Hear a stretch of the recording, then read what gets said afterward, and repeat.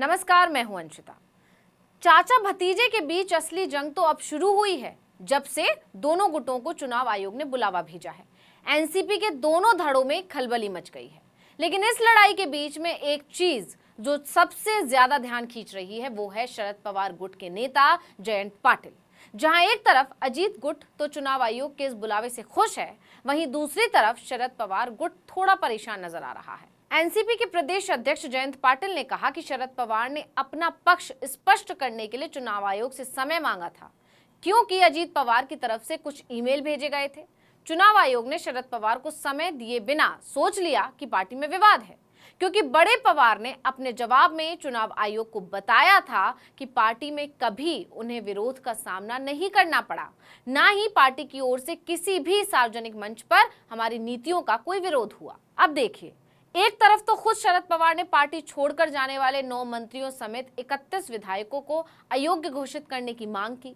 उन्होंने कहा कि अजीत पवार का एनसीपी का अध्यक्ष बनना और पार्टी के नाम और चुनाव चिन्ह घड़ी का इस्तेमाल करना गैर कानूनी है। दूसरी तरफ जयंत पाटिल कह रहे हैं कि चुनाव आयोग ने कैसे मान लिया कि पार्टी में कोई विवाद है। अब जयंत पाटिल के इस बयान के कई मायने निकाले जा रहे हैं। जानकारों का दावा है कि एनसीपी को चुनाव आयोग पर भरोसा नहीं है, इसलिए पार्टी चुनाव आयोग के बाहर ही मामले को सुलझाने की कोशिश में है।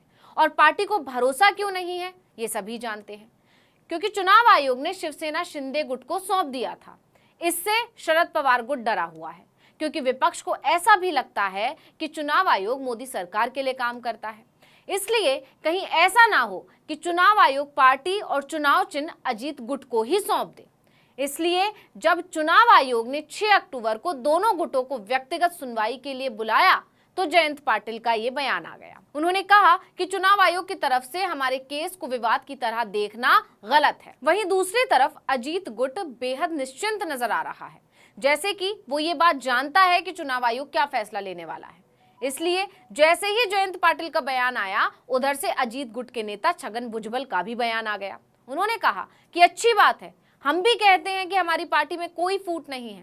साथ ही दावा किया कि पार्टी में कुछ बदलाव हुए हैं, जैसे राष्ट्रीय अध्यक्ष का बदलाव। अब अजीत पवार पार्टी के अध्यक्ष हैं और हमने चुनाव आयोग को इस बारे में सूचित कर दिया है। अब भले ही पाटिल कुछ भी कहें, मामला चुनाव आयोग में तो पहुंच ही चुका है और दोनों ही गुटों की तरफ से पार्टी के नाम और सिंबल पर अपना अपना दावा ठोका जा रहा है।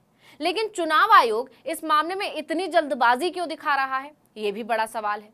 तो इसकी वजह है 2024 लोकसभा चुनाव और उसके बाद होने वाले महाराष्ट्र विधानसभा चुनाव, क्योंकि अब ज्यादा समय नहीं बचा है। इसलिए चुनाव आयोग को जल्दी इस मामले को निपटाना है।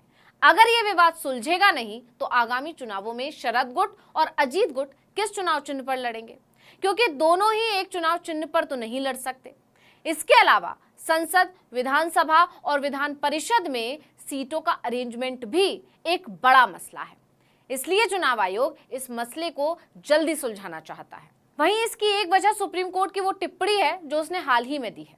हालांकि कोर्ट की ये टिप्पणी शिवसेना वाले मामले में आई है, लेकिन इसने चुनाव आयोग पर दबाव तो बना ही दिया है। सुप्रीम कोर्ट ने 18 सितंबर को शिवसेना शिंदे गुट के 16 विधायकों की अयोग्यता पर सुनवाई की।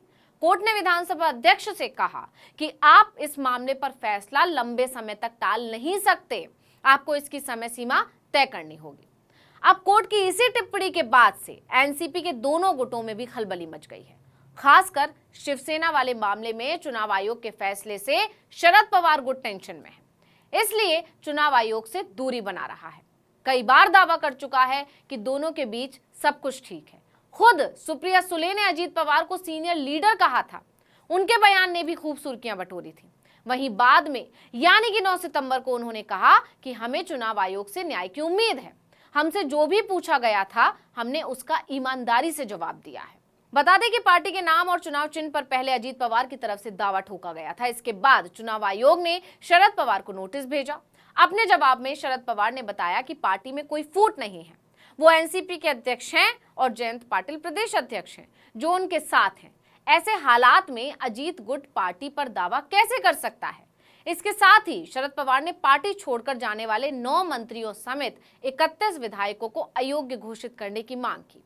उन्होंने कहा कि अजीत पवार का एनसीपी का अध्यक्ष बनना और पार्टी के नाम और चुनाव चिन्ह घड़ी का इस्तेमाल करना गैर कानूनी है।